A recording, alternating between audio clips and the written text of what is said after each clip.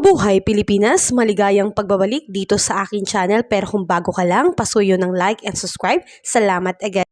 Kabayan, tayo po ay patuloy na naaapektuhan po nitong easterlies. Ito po yung mainit na hangin mula sa karagatang Pasipiko, kaya asahan po natin malaking parte ng ating bansa ay makakaranas po ng mainit o maalinsangang panahon. Iisa-isahin ko po sa inyo kabayan yung mga areas na pinaka-apektado nitong easterlies. So inaasahan natin dito po sa Eastern Visayas, Caraga at Davao, makakaranas po ng maalinsangang umaga hanggang tanghali, pero pagsapit ng hapon makakaranas na po ng maulap na kalangitan na meron pong mga kalat-kalat na pag-ulan na may kasamang kulog at kidlat. At dito rin po sa may Metro Manila at ilang natitirang bahagi ng ating bansa, apektado rin po nitong easterlies. Kaya asahan natin sa umaga, tanghali, may kainitan po yan. Pero pagsapit ng hapon, posible na tayo makaranas ng bahagyang maulap hanggang sa maulap na kalangitan na meron din pong mga kalat-kalat na pag-ulan or kulog at kidlat. So yun po yung epekto kabayan nitong easterlies. So wala na po itong hanging amihan, kaya hindi na po ganon kalamig yung hangin na ating nararamdaman, lalo na pagsapit pag madaling araw. Dahil ngayon, easterlies na po, talagang maalinsangan o mainit na panahon po ang ating nararanasan ngayon. Pagdating naman po kabayan sa ating air temperature, inaasahan natin na may kainitan na po sa Lawag, 32 degrees Celsius. Sa may Baguio ay 26 degrees Celsius.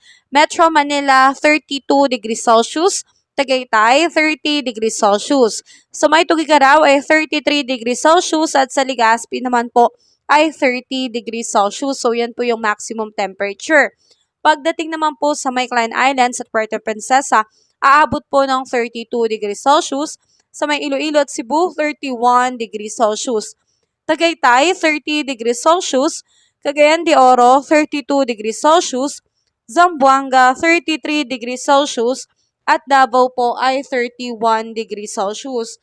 So yan po yung inaasahan natin kabayan na air temperature ngayong araw na ito.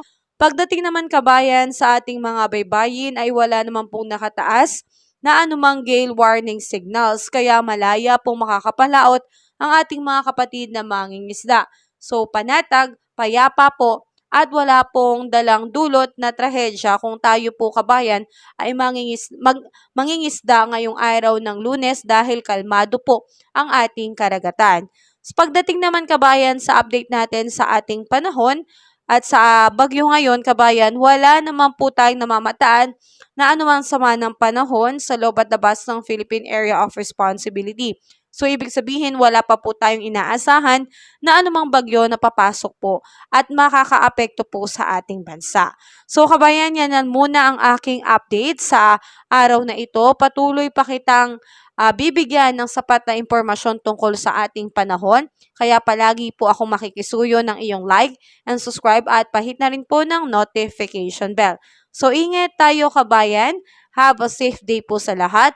God bless sa iyo kabayan. Always po tayong uminom ng tubig para hindi po tayo ma-dehydrate, lalo na ang panahon ngayon ay napakainit. So ingat tayo kabayan. God bless po sa lahat.